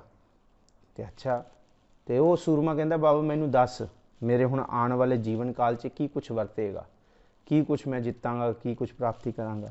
ਜੋਗੀ ਕਹਿੰਦਾ ਬਹੁਤਾ ਕੁਛ ਤੇ ਮੈਂ ਦੱਸ ਨਹੀਂ ਸਕਦਾ, ਬਸ ਮੈਂ ਇੰਨਾ ਕਹਿਣਾ ਕੱਲ ਤੂੰ ਮਰ ਜਾਣਾ ਹੈ। ਕਹਿੰਦੇ ਹਾਂ ਕੱਲ ਤੂੰ ਮਰ ਜਾਣਾ। ਕਹਿੰਦੇ ਕੱਲ ਤੈਨੂੰ ਮੌਤ ਆਉਣੀ ਆਉਣੀ ਹੈ। ਉਹ ਬੜਾ ਹੈਰਾਨ ਹੁੰਦਾ। ਉਹ ਤਾਂ ਪਹਿਲਾਂ ਗਾਟਾ ਲਾਉਣ ਲੱਗਦਾ ਉਸ ਜੋਗੀ ਦਾ ਕਿ ਸੂਰਮੇ ਨੂੰ ਕਹਿ ਕੀ ਦਿੱਤਾ, ਪਰ ਉਹ ਆਪਣੇ ਆਪ ਨੂੰ ਬਰਦਾਸ਼ਤ ਕਰ ਲੈਂਦਾ। ਉਹ ਘੋੜੇ ਤੇ ਬਹਿੰਦਾ, ਘੋੜੇ ਦੀ ਲਗਾਮ ਖਿੱਚਦਾ, ਭੱਜਿਆ ਜਾਂਦਾ ਸਾਰਾ ਦਿਨ, ਸਾਰੀ ਰਾਤ ਭੱਜਿਆ ਜਾਂਦਾ। ਸਿਆਣਪ ਹੈ ਨਾ, ਸਿਆਣਪ ਹੈ। ਮਨ 'ਚ ਫੁਰਨਾ, ਲੈ ਲੈ ਲੈ ਮੈਨੂੰ ਮੌਤ ਕਿੱਥੇ ਆਏਗੀ, ਮੈਂ ਤੇ ਭੱਜ ਜਾਣਾ ਇੱਥੋਂ, ਮੈਂ ਤੇ ਭੱਜ ਹੀ ਜਾਣਾ, ਮੈਨੂੰ ਕਿੱਥੇ ਮੌਤ। ਕਹਿੰਦਾ ਮੈਂ ਇੰਨੀ ਦੂਰ ਚਲਾ ਜਾਵਾਂਗਾ, ਮੈਨੂੰ ਮੌਤ ਲੱਭ ਹੀ ਨਹੀਂ ਸਕੇਗੀ, ਮੈਂ ਕਿੱਥੇ ਚਲਾ ਗਿਆ। ਸਾਰਾ ਦਿਨ ਸਾਰੀ ਰਾਤ ਜਦ ਘੋੜਾ ਭਜਾਉਂਦਾ ਰਹਿੰਦਾ, ਕਈ 100 ਮੀਲ ਜਾ ਕੇ ਜਦ ਥੱਕ ਜਾਂਦਾ, ਹੰਬ ਜਾਂਦਾ, ਘੋੜਾ ਰੁਕ ਜਾਂਦਾ, ਘੋੜੇ ਤੋਂ ਭੱਜਿਆ ਨਹੀਂ ਜਾਂਦਾ, ਰੁਕ ਕੇ ਘੋੜੇ ਤੋਂ ਉਤਰ ਕੇ ਕਹਿੰਦਾ ਹੁਣ ਕਿੱਥੋਂ ਆਏਗੀ ਮੌਤ, ਮੈਂ ਇੰਨੀ ਦੂਰ ਆ ਗਿਆ। ਬਸ ਇੰਨੀ ਕੁ ਦੇਰ ਨੂੰ ਬਸ ਰੁੱਖ ਦੇ ਉੱਤੋਂ ਆਵਾਜ਼ ਆਉਂਦੀ ਹੈ, ਮੌਤ ਦੀ ਆਵਾਜ਼ ਹੁੰਦੀ ਹੈ। ਮੌਤ ਕਹਿੰਦੀ ਮੈਂ ਸੋਚਦੀ ਸੀ ਕਿ ਕੱਲ ਮੈਂ ਤੈਨੂੰ ਚਿੰਬੜਨਾ ਹੈ, ਕੱਲ ਤੂੰ ਮਰਨਾ ਹੈ, ਪਰ ਤੂੰ ਕਿੰਨੇ 100 ਮੀਲ ਬੈਠਾ ਹੈ ਤੇ ਤੇਰੀ ਮੌਤ ਇੱਥੇ ਲਿਖੀ ਹੈ ਤੇ ਬੈਠਾ ਤੂੰ ਕਿੰਨੀ ਦੂਰ ਹੈ। ਮੈਂ ਇਹ ਚਿੰਤਿਤ ਸੀ ਕਿ ਮਰਨਾ ਤੂੰ ਇੱਥੇ ਆ, ਬੈਠਾ ਤੂੰ ਉੱਥੇ ਹੈ, ਇੱਥੇ ਤੈਨੂੰ ਪਹੁੰਚਾਏਗਾ ਕੌਣ। ਤੇ ਇਸ ਕਰਕੇ ਸਿਆਣਪ ਜਿੰਨੀ ਮਰਜ਼ੀ ਹੋਏ, ਮੌਤ ਵੇਲਾ ਸਮਾਂ ਤੇ ਕੋਈ ਨਾ ਕੋਈ ਬਿੱਦ ਬਣ ਕੇ ਉਸੇ ਵੇਲੇ ਆਉਂਦੀ ਹੈ। ਇਸ ਕਰਕੇ ਗੁਰੂ ਅਰਜਨ ਸਾਹਿਬ ਜੀ ਕਹਿੰਦੇ ਆ ਜੋ ਲਿਖਿਆ ਮਰਨ ਲਿਖਾਏ ਮੰਡਲ ਮਹਿ ਆਏ, ਉੱਥੇ ਕਿਸੇ ਦੀ ਸਿਆਣਪ ਨਹੀਂ ਚੱਲ ਸਕਦੀ। ਇਸ ਗੱਲ ਨੂੰ ਗੁਰੂ ਅਰਜਨ ਸਾਹਿਬ ਜੀ ਪਹਿਲੇ ਹੀ ਅਸ਼ਪਦੀਆਂ ਦੇ ਵਿੱਚ, ਤੀਜੀ ਅਸ਼ਪਦੀ ਦੇ ਵਿੱਚ ਸਮਝਾ ਰਹੇ ਆ, ਭਾਈ ਇਸ ਗੱਲ ਨੂੰ ਸਮਝ ਕੇ ਅੱਗੇ ਤੁਰਿਓ। ਬਹੁਤ ਸਿਆਣਪ ਜਮ ਕਾ ਭਉ ਵਿਆਪੈ, ਜਮ ਦਾ ਭਉ ਵਿਆਪਦਾ ਹੈ। ਅਨਕ ਜਤਨ ਕਰ ਤ੍ਰਿਸ਼ਨ ਨਾ ਧਰਾਪੈ। ਅਨਕ ਜਤਨ ਜਿੰਨੇ ਮਰਜ਼ੀ ਕਰ ਲਓ, ਵਰਤ ਰੱਖ ਲਓ, ਤ੍ਰਿਸ਼ਨਾ ਥੋੜੀ ਮਰ ਜਾਏਗੀ। ਭਾਵੇਂ ਕਿੰਨੇ ਦਿਨ ਅਸੀਂ 7 ਦਿਨ 9 ਦਿਨ ਵਰਤ ਰੱਖ ਲਈਏ, 10ਵੇਂ ਦਿਨ ਟੁੱਟ ਕੇ ਪਵਾਂਗੇ ਭੋਜਨ ਉੱਤੇ, ਤ੍ਰਿਸ਼ਨਾ ਤੇ ਅੰਦਰ ਹੀ ਹੈ ਨਾ, ਉਹ ਤੇ ਨਹੀਂ ਮਰੀ ਨਾ। ਮਾਰਨਾ ਤੇ ਉਹਨੂੰ ਸੀ। ਅਸਲ ਦੇ ਵਿੱਚ ਰੋਗ ਦੇ ਸਿੰਪਟਮਸ ਨਹੀਂ ਖਤਮ ਕਰਨੇ, ਰੋਗ ਦਾ ਰੂਟ ਕਾਜ਼ ਖਤਮ ਕਰਨਾ। ਤੇ ਸੁਖਮਨੀ ਸਾਹਿਬ ਦੀ ਬਾਣੀ ਰੂਟ ਕਾਜ਼ ਖਤਮ ਕਰ ਰਹੀ ਹੈ। ਇਹ ਨਹੀਂ ਕਿ ਤ੍ਰਿਸ਼ਨਾ ਨੂੰ ਇਸ ਤਰ੍ਹਾਂ ਵੀ ਵਡਿਆ ਜਾ ਸਕਦਾ ਨਾ, ਸਤਿਗੁਰੂ ਜੀ ਜੜ ਨੂੰ ਹੱਥ ਪਾਉਂਦੇ ਆ। ਇਹ ਯਤਨ ਕਰਨ ਨਾਲ ਤ੍ਰਿਸ਼ਨਾ ਨਹੀਂ, ਅੰਦਰ ਦੀ ਤ੍ਰਿਸ਼ਨਾ ਨਹੀਂ ਰਜਦੀ। ਭੇਖ ਅਨੇਕ ਅਗਨ ਨਹੀਂ ਬੁਝੈ, ਕੋਟ ਉਪਾਵ ਦਰਗਹ ਨਹੀਂ ਸਿਝੈ। ਕਰੋੜਾਂ ਭੇਖ ਧਾਰ ਲਓ ਵੱਖਰੇ ਵੱਖਰੇ, ਭਾਵੇਂ ਭਗਵਾ ਪਾ ਲਓ, ਭਾਵੇਂ ਚਿੱਟਾ ਪਾ ਲਓ, ਭਾਵੇਂ ਨੀਲਾ ਪਾ ਲਓ ਤੇ ਭਾਵੇਂ ਕਾਲਾ ਪਾ ਲਓ, ਜਿੰਨੇ ਮਰਜ਼ੀ ਭੇਖ ਧਾਰਨ ਕਰ ਲਓ ਬਾਹਰ ਦੇ ਰੰਗਾਂ ਦੇ ਨਾਲ, ਅੰਦਰ ਦੀ ਅਗਨ ਨਹੀਂ ਬੁਝਣ ਵਾਲੀ ਬਾਹਰ ਦੇ ਭੇਖ ਦੇ ਨਾਲ। ਭਾਈ ਮੈਨੂੰ ਖਿਮਾ ਬਖਸ਼ਿਓ, ਅੰਦਰ ਅਸਲ ਦੇ ਵਿੱਚ ਪ੍ਰਭੂ ਦਾ ਨਾਮ ਪਹਿਲਾਂ ਹੋਏਗਾ ਤੇ ਤਾਂ ਬਾਹਰ ਦਾ ਭੇਖ ਵੀ ਚਮਕੇਗਾ, ਤਾਂ ਬਾਹਰ ਦੀ ਰੂਪ ਦੀ ਸਿੱਖੀ ਵੀ ਚਮਕੇਗੀ। ਬਾਹਰ ਦਾ ਭੇਖ ਹੋਏ, ਅੰਦਰ ਦੀ ਅਗਨ ਤੇ ਫਿਰ ਹੈ ਹੀ ਹੈ ਬੰਦਾ। ਤੇ ਇਹੀ ਹੋਇਆ ਸੀ ਗੁਰੂ ਪਾਤਸ਼ਾਹ ਜੀ ਦੇ ਦਰਬਾਰ 'ਚ। ਇੱਕ ਤਿਆਗੀ ਸਾਧੂ ਆ ਗਿਆ, ਪਿੰਡੇ ਤੇ ਵਿਭੂਤੀ ਮਾਲ ਕੇ ਬਹਿ ਗਿਆ, ਆ ਕੇ ਐਨ ਵਿਚਕਾਰ ਬੈਠ ਗਿਆ, ਪੂਰੇ ਪਿੰਡੇ ਤੇ ਵਿਭੂਤੀ ਮਿਲੀ ਹੋਈ, ਜਟਾਂ ਸਿਰ 'ਚ ਜਟਾਵਾਂ, ਆ ਕੇ ਵਿੱਚੇ ਬਹਿ ਗਿਆ ਚੋਕੜਾ ਲਾ ਕੇ ਭਰੀ ਸੰਗਤ 'ਚ। ਕਿਉਂ? ਕਿਉਂਕਿ ਦੁਨੀਆ ਦੇ ਲੋਕ, ਸੰਗਤ ਮੈਨੂੰ ਦੇਖ ਲਿਆ ਵੀ ਮੇਥੋਂ ਵੱਡਾ ਗਿਆਨੀ ਧਿਆਨੀ ਤਪੀ ਕੋਈ ਨਹੀਂ ਹੈ। ਗੁਰੂ ਦੇ ਸਾਹਮਣੇ ਬੈਠਾ, ਉਹਦੇ ਵਿੱਚ ਇੱਕ ਸੰਗਤ ਦੇ ਵਿੱਚ ਇੱਕ ਸਿੱਖ ਸੀ। ਕਈ ਵਾਰੀ ਉਹ ਸ਼ੁਰਲੀਆਂ ਵੀ ਛੱਡ ਦਿੰਦਾ ਸੀ, ਕਈ ਤਰ੍ਹਾਂ ਦੇ ਸਿੱਖ ਸੰਗਤ ਦੇ ਵਿੱਚ ਹੁੰਦੇ ਆ। ਹੁਣ ਉਹਨੂੰ ਇਹ ਸੀ ਕਿ ਭਾਈ ਇਹ ਜਿਹੜਾ ਬੈਠਾ ਹੈ ਨਾ, ਇਹ ਕੋਈ ਐ ਨਹੀਂ ਗਿਆਨੀ ਧਿਆਨੀ ਨਹੀਂ ਹੈ, ਇਹ ਕੁਛ ਦਿਖਾਉਣ ਵਾਸਤੇ ਆਇਆ। ਉਸ ਸਿੱਖ ਨੇ ਜਾ ਕੇ ਉਹ ਜਿਹੜਾ ਨਾਗਾ ਸਾਧੂ ਬੈਠਾ ਸੀ ਪਿੰਡੇ ਤੇ ਵਿਭੂਤੀ ਮਲ ਕੇ, ਉਹਦੇ ਢਿੱਡ ਵਿੱਚ ਉਂਗਲ ਚਬੋਕ ਕੇ ਕਹਿਤੀ ਤੁਮਰਾ ਨਾਮ ਕਿਆ ਹੈ। ਢਿੱਡ 'ਚ ਉਂਗਲ ਚੁਬਾਈ ਅਗਲੇ ਦੇ। ਸਾਧੂ ਬੰਦਾ ਪਿੰਡੇ ਤੇ ਵਿਭੂਤੀ ਮੱਲੀ ਬੈਠਾ, ਤੈਨੂੰ ਕੀ ਕਹਿੰਦਾ ਭਾਈ ਤੂੰ ਬਹਿਣ ਦੇ ਉਹਨੂੰ। ਪਰ ਕੌਣ ਕਿਵੇਂ ਬੈਠੇ ਹੋ ਸਿੱਖ? ਉਹਨੇ ਉਂਗਲ ਚੁਬੋ ਕੇ ਕਹੀ ਤੁਮਰਾ ਨਾਮ ਕਿਆ ਹੈ? ਕਹਿੰਦਾ ਹਮਾਰਾ ਨਾਮ ਸੀਤਲ दास। ਕਹਿੰਦੇ ਅੱਛਾ ਠੀਕ ਹੈ। ਘੜੀ ਬੈਠਾ, ਘੜੀ ਬਾਅਦ ਮੁੜ ਕੇ ਫਿਰ ਉਹ ਸਿੱਖ ਆਇਆ, ਉਹਦੇ ਢਿੱਡ 'ਚ ਫਿਰ ਉਂਗਲ ਦੇ ਕੇ ਮਾਰੀ, ਤੁਮਰਾ ਨਾਮ ਕਿਆ ਹੈ? ਉਹਨੇ ਥੋੜਾ ਗੁੱਸੇ ਨਾਲ ਬੋਲਿਆ, ਕਹਿੰਦਾ ਮੇਰਾ ਨਾਮ ਸੀਤਲ दास। ਕਹਿੰਦਾ ਅੱਛਾ ਠੀਕ ਹੈ। ਤੀਜੀ ਵਾਰੀ ਫਿਰ ਆਇਆ, ਉਂਗਲ ਮਾਰੀ, ਤੁਮਰਾ ਨਾਮ ਕਿਆ ਹੈ? ਉਹਨੇ ਫਿਰ ਨਾਮ ਨਹੀਂ ਦੱਸਿਆ, ਉਹਨੇ ਫਿਰ ਵੱਢ ਕੇ ਚਪੇੜ ਹੀ ਮਾਰੀ, ਕਹਿੰਦਾ ਸੀਤਲ दास। सिख ने मुंह पे हाथ रख के क्या कहता, अब याद रहेगा कि तुम्हारा नाम शीतल दास। कहते क्यों? कहते मैं यही सोच रहा हूं कि राख तो है पर आग कहाँ है? आग के बिना तो राख नहीं पैदा होंदी।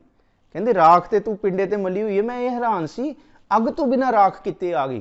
पर अग ते तेरे अंदर बलदी फिरदी है। तू कादा भेखी बनया फिरदा बाहर, राख मली हुई है पर भेख अनेक, अगन नहीं बुझा, पर अंदर दी तेरी अग्नि ते भांबड़ माल रही है। तेरे अंदर सबर नहीं।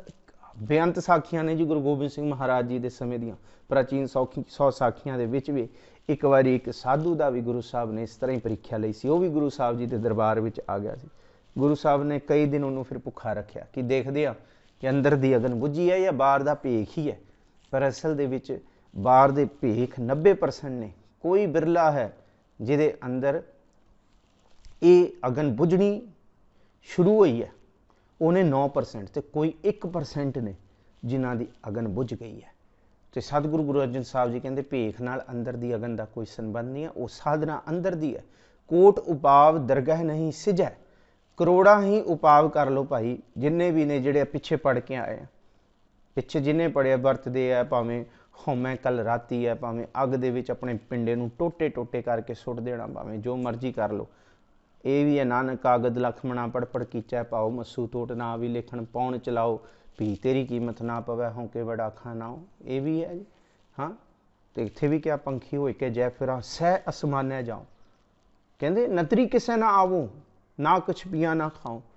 जे बंदा एम ही कर ले कि रिदियां सदियां दे विच खंभ भी लग जाण, भी तेरी कीमत ना पवै। कोट करोड़ा उपाव जतन किए जाण, दरगाह नहीं सिजै। प्रभु के दरगाह दे विच कबूल नहीं है, प्रभु के दर ते वो कबूल नहीं है, उसकी कबूलता नहीं है, उसकी प्रवानगी नहीं है। कोट उपाव दरगाह नहीं सिजै। सिजै का मतलब सिजी सिद्धि जित। छूटस नाही ऊब प्याल, मोह व्यापह माया जाल। छूटस नाही ऊब प्याल, कहते तेनू बंद खलासी नहीं मिलनी, भावें तू ऊब। ऊब का मतलब है आसमान, सह असमाने जाओ। पंखी हो के जे भावें सह असमाने जाओ, उत्थे भी उड़ जा। प्याल ते भावें 7 पतालों दे विच चला जा, तू जो मर्जी कर लै, भावें टोए पट के थले बह जा, भावें जिथे मर्जी उड़दा फिर। छूटस नाही, पर तेरी बंद खलासी नहीं हो सकती। ये बचन समझने बहुत जरूरी ने, बड़े कीमती बचन है। सतगुरु जी कहते छूटस ना ही ऊब प्याल, पर तेरी बंद खलासी नहीं हो जानी इन्हां रूपां दे विच। ना तू भावें तू आसमानी चढ़ जा, ये जतन ने सारे, ते भावें तू पतालों दे विच जाके बढ़ जा, पर तेनू बंद खलासी नहीं मिलनी। छूटस ना ही ऊब प्याल। अगे सतगुरु जी कहते हैं मोह व्याप है माया जाल। इनू मोहे नहीं पढ़ना भाई, इनू मोह ही पढ़ना है। बड़ा भेद है अर्थां दा। हाँ, लिखिया मोहे है, पर इनू मोह पढ़ना है। मैं तुहानू थोड़े जे उदाहरण दस दिना, जिहड़े गुरु ग्रंथ साहब जी की बाणी दे विच इसी रूप च मोह, मोहे और मोह आया। हाहे नू सिहारी नाल।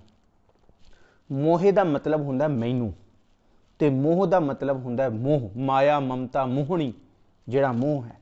हुण असी आरती दे विच रोज़ पढ़ते हैं कि सतगुरु जी सानू अमृत जल दिओ, असी भौरे बन के बबीहे बन के आया। कृपा जल दे नानक सारंग को, होए जाते तेरा नाय वासा। असी ये पढ़ते हैं। वो उस अवस्था दे विच असी ये बारंबार विचारते हैं कि भाई इस धरती दे उत्ते जिहड़ी मोह दी माया है, मोह है, वो लथना नहीं कदी। किस रूप च? असी एक शब्द पढ़ते हैं कि सतगुर जद कृपा करन ते साडा मोह छुट जाता है, साडे अंदरों मोह माया खत्म हो जाती है। हुण ये जिहड़ा मोह लफ्ज़ है ये बाणी दे विच 2 वारी आया, मोहे करके भी आया ते मोह करके भी आया। हुण इहनूं समझण दे वास्ते असीं थोड़े शब्द वेखीए। किहड़े शब्द? वो आप संगतां दे नाल मैं साझे करदा। सतगुरु जी की बाणी दे विच जिथे आपां ये लफ्ज़ बारंबार पढ़ते हैं, क्यों मैं थोड़ा जिहा इत्थे एम्फेसिस कर रहा, क्योंकि इनू समझना बहुत जरूरी है। गुरु ग्रंथ साहब जी की बाणी दे विच जिहड़ा ये मोह लफ्ज़ आया ये 2 उचारण दे विच है, पर जिहड़े गुरसिख रोज़ सहज पाठ करते हैं उन्होंने पता है कि मोहे कित्थे पढ़ना है तो मोह कित्थे पढ़ना है। एक आपां बचन पढ़ते हैं, हर चरण कवल मकरंद लोबित मनो अन दिनों मोहे आही प्यासा। उथे रात दिन मैनू प्यास लगी हुई है, उथे लफ्ज़ मोह नहीं पढ़ना, उथे मोहे ही पढ़िया जाएगा, क्योंकि मोहे का मतलब मैनू, मोह का मतलब माया का मोह। इथे भेत है कई रूप। आपां हुण मेरा मन लोचा गुरदर्शन ताई बिलप करे चातरिक की ने उहदे विच भी पढ़ते हैं कि ये जिहड़ा मन है ये जिहड़ा फसिया होया मोह दे माया दे विच ते इस तो छुटिया किवें जाए। हुण असी अनेका शब्द पढ़ते हैं। हुण आपां जिथे मोह लफ्ज़ पढ़ना है उत्थे सतगुरु जी का एक शब्द आया बड़ा कीमती, हौ मैं करता जग मुआ गुरबिन घोर अंधार माया मोह विसारिया सुखदाता दातार। इत्थे भी हाहे नूं सिहारी है पर पढ़ना मोह है, मोहे नहीं पढ़ना, क्योंकि नाल लफ्ज़ माया आ गया कि ये माया का मोह है। हुण इस करके काम क्रोध मोह वस किया किरपन लोभ प्यार। हुण उथे जिहड़ा है काम क्रोध लोभ मोह वाला मोह है, इस करके मोहे नहीं पढ़ना उथे भी। हुण इस करके बहुत सारे इत्थे बेअंत ही शब्द ने, 400-500 शब्द ने जिहदे विच हाहे नूं सिहारी दे नाल गुरु पातशाह जी ने वरतिया होया। जिहड़ा आपां एक शब्द पढ़ते हैं कि एक घड़ी ना मिलते तां कलयुग होता, हुण कद मिलिए प्रिय तुद भगवंता मोहे रैण ना व्यावै, मोहे रहन ना विहावै नींद ना आवै बिन देखे गुर दरबारे जियो। हुण इत्थे लफ्ज़ भी मम्मा हाहे नूं सिहारी है, पर इत्थे मोह नहीं पढ़ना, मोहे पढ़ना है मैनू। हुण ये ध्यान नाल समझण दीयां चीज़ां है। माँ सिहारी हा, हुण ये मोह वस्ते भी है तो मोहे वस्ते भी है। मोह व्याप है माया जाल, इत्थे मोह पढ़ना है क्योंकि माया का जिक्र है। इत्थे माया वाले मोह का जिक्र किया सतगुरु जी ने। जो धन दौलत संसारी ममता की कुड़की जिहड़ी है, कहंदे इस करके मेरी परम गति नहीं होंदी, छूटस नाही ऊब प्याल, मैं भावें असमान चढ़े जावां ते भावें सत्तां पतालां च वड़ जावां। मोह व्याप है माया जाल, जिन्ना चिर तक माया दा जाल ते मोह मैनू चिमड़िया होया मैं बच नहीं सकदा जी। अवर करतूत सगली जम डानै, गोबिंद भजन बिन तिल नहीं मानै। जिहड़ी साडी करतूतां ने, होर कई करतूतां करदे आ, होर सारे काम करी जा रहे हैं, पर मौत तो नहीं बच सकते असी। अवर करतूत सगली जम डानै, सारे ही जमा तो डरे बैठे ने, जमा दे डंड मिलना ही मिलना है। जिन्नियां करतूतां ने सानू मौत वल लैके जा रही ने, पर सतगुरु जी कहंदे है जिहदे अंदर गोबिंद दा भजन है, गोबिंद भजन बिन तिल नहीं मानै। जिथे प्रभु की बंदगी है उथे जम दा डंड तिल जिड्डा भी नहीं है। पिछे भी विचारिया सी, जह साधु गोबिंद भजन कीर्तन नानक नीत, ना हो ना तू न छुटै निकट ना जाए हो दूत। धर्मराज ने कह दिता कि जिथे गोबिंद दा भजन है, जह साधु गोबिंद भजन कीर्तन नानक नीत, नित ही प्रभु की सिफत सलाह है। कहंदे फिर ना उथे मैं जा सकदा, धर्मराज कहंदा, ते ना उथे जमदूत नूं जाण दा हुक्म है। जे जाण गए तो धर्मराज ते जमदूत भी सजा दा भागी है। जिहड़ा सारी दुनिया नूं डंड लांदा है, जे वो बंदगी करन वाले दे लागे चला जाए तो वह भी डंड दा भागी होएगा। कहंदे कोई भी जतन, अवर करतूत जिन्ने भी जतन ने सगली जम डाना, सारे जमा दे डान दे विच भाव जमा दी मौत दी सज़ा दे विच आउंदे ने, पर एक नहीं आउंदा गोबिंद भजन बिन तिल नहीं मानै। ਕਹਿੰਦੇ ਸ੍ਰਿਸ਼ਟੀ ਦੇ ਸਵਾਮੀ ਦੇ ਸਿਮਰਨ ਦੇ ਬਗੈਰ ਮੌਤ ਕਿਸੇ ਹੋਰ ਸ਼ੈ ਦੀ ਭੋਰਾ ਵੀ ਪ੍ਰਵਾਹ ਨਹੀਂ ਕਰਦੇ। ਗੋਬਿੰਦ ਭਜਨ ਬਿਨ ਤਿਲ ਨਹੀਂ ਮਾਨੈ, ਕਿ ਜਿੱਥੇ ਗੋਬਿੰਦ ਦਾ ਭਜਨ ਹੈ ਉੱਥੇ ਬਚ ਜਾਏਗਾ। ਗੋਬਿੰਦ ਭਜਨ ਤੋਂ ਬਿਨਾ ਮੌਤ ਕਿਸੇ ਤੋਂ ਨਹੀਂ ਡਰਦੀ। ਭਾਵ ਜਮਾਂ ਦਾ ਡੰਡ ਕਿਸੇ ਤੋਂ ਨਹੀਂ ਡਰਦਾ। ਹਰ ਕਾ ਨਾਮ ਜਪਤ ਦੁੱਖ ਜਾਏ, ਨਾਨਕ ਬੋਲੇ ਸਹਿਜ ਸੁਭਾਏ। ਪ੍ਰਭੂ ਦਾ ਨਾਮ ਜਪਦਿਆਂ ਹੀ ਸਾਰੇ ਦੁੱਖ ਖਤਮ ਹੋ ਜਾਂਦੇ ਨੇ, ਦੁੱਖਾਂ ਦਾ ਨਾਸ਼ ਹੋ ਜਾਂਦਾ ਹੈ। ਨਾਨਕ ਬੋਲੇ ਸਹਿਜ ਸੁਭਾਏ। ਸੁੱਤੇ ਸਿੱਧੀ ਧੰਨ ਗੁਰੂ ਅਰਜਨ ਸਾਹਿਬ ਜੀ ਕਹਿੰਦੇ ਹੈ ਕਿ ਪ੍ਰਭੂ ਦਾ ਜਾਪ, ਨਾਮ ਦਾ ਜਾਪ ਕਰਦਿਆਂ ਮੌਤ ਦੇ ਡਰ ਤੋਂ ਵੀ ਖਲਾਸੀ ਹੋ ਜਾਂਦੀ ਹੈ। ਕਬੀਰ ਸਾਹਿਬ ਕਹਿੰਦੇ ਕਬੀਰ ਮਰਤਾ ਮਰਤਾ ਜਗ ਮੁਆ, ਮਰ ਪੇ ਨਾ ਜਾਣਿਆ ਕੋਏ। ਐਸੀ ਮਰਨੀ ਜੋ ਮਰੈ, ਬਹੁਰ ਨਾ ਮਰਨਾ ਹੋਏ ਕੈਸੀ ਮਰਨੀ।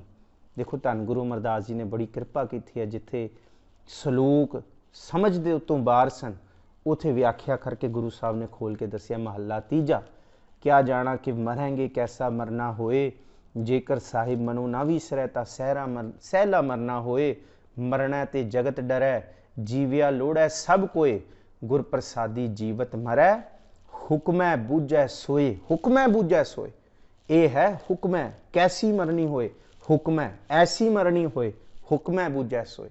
ਨਾਨਕ ਐਸੀ ਮਰਨੀ ਜੋ ਮਰੈ, ਤਾਂ ਸਦ ਜੀਵਨ ਹੋਏ। ਤਾਂ ਸਦਾ ਹੀ ਜੀਵਨ ਹੈ। ਜਿਹੜਾ ਐਸੇ ਰੂਪ ਦੇ ਵਿੱਚ ਆਪਣੇ ਮਨ ਨੂੰ ਮਾਰ ਲੈਂਦਾ, ਫਿਰ ਉਹ ਸਦਾ ਹੀ ਜੀਵਤ ਰਹਿੰਦਾ। ਉਹਨੂੰ ਫਿਰ ਕਦੀ ਵੀ ਮੌਤ ਨਹੀਂ ਸਤਾਉਂਦੀ। ਆਪ ਸਾਰਿਆਂ ਦਾ ਮੈਂ ਧੰਨਵਾਦੀ ਹਾਂ। ਅੱਜ ਵਿਚਾਰ ਕਰਦੇ ਹਾਂ ਬੇਅੰਤ ਪ੍ਰਕਾਰ ਦੀਆਂ ਭੁੱਲਾਂ ਗਲਤੀਆਂ ਹੋ ਗਈਆਂ ਹੋਣਗੀਆਂ, ਆਪ ਅਣਜਾਣ ਬੱਚੇ ਸਮਝ ਕੇ ਬਖਸ਼ ਦੇਣਾ ਜੀ। ਅੱਜ ਅਸੀਂ ਤਕਰੀਬਨ 2 ਪਦਿਆਂ ਦੀ ਵਿਚਾਰ ਹੋਰ ਕੀਤੀ ਹੈ। ਵਿਚਾਰ ਜਿਹੜੀ ਸੀ ਉਹ ਸਲੋਕ ਨੂੰ ਲੈ ਕੇ ਹੀ ਸੀ ਕਿ ਬਹੁਤ ਸ਼ਾਸਤਰ ਬਹੁਤ ਸਿਮਰਤੀ, ਸਭ ਕੁਛ ਆ ਗਿਆ ਇਹਦੇ ਵਿੱਚ। ਭਾਵੇਂ ਤੀਰਥ ਦਾ ਹੋ ਗਿਆ ਕਿ ਅਸੀਂ ਤੀਰਥ ਦੇਹ ਛੁਟਾਏ ਹੋਏ, ਅਤੇ ਭਾਵੇਂ ਅਸੀਂ ਇਸ ਦੇਹੀ ਨੂੰ ਰੱਜ ਰੱਜ ਕੇ ਧੋ ਲਈਏ, ਮਾਂਜ ਲਈਏ। ਪਰ ਸਾਹਿਬ ਜੀ ਕਹਿੰਦੇ ਸ਼ੁੱਧ ਕਹਾ ਹੋਏ ਕਾਚੀ ਭੀਤ। ਇਹ ਕੱਚੀ ਜਿਹੜੀ ਦੇਹੀ ਹੈ ਉਹ ਸ਼ੁੱਧ ਨਹੀਂ ਹੋ ਸਕਦੀ, ਉਹ ਫਿਰ ਉਸੀ ਰੂਪ ਦੇ ਵਿੱਚ ਰਹਿੰਦੀ ਹੈ। ਸੋ ਸਤਿਗੁਰੂ ਜੀ ਬਖਸ਼ਿਸ਼ ਕਰਨ। ਮੈਂ ਬਹੁਤ ਧੰਨਵਾਦੀ ਹਾਂ ਆਪ ਸਾਰਿਆਂ ਦਾ। ਵਿਚਾਰ ਕਰਦੇ ਹਾਂ ਬੇਅੰਤ ਪ੍ਰਕਾਰ ਦੀਆਂ ਭੁੱਲਾਂ ਗਲਤੀਆਂ ਆਪ ਬਖਸ਼ ਦੇਣਾ ਜੀ।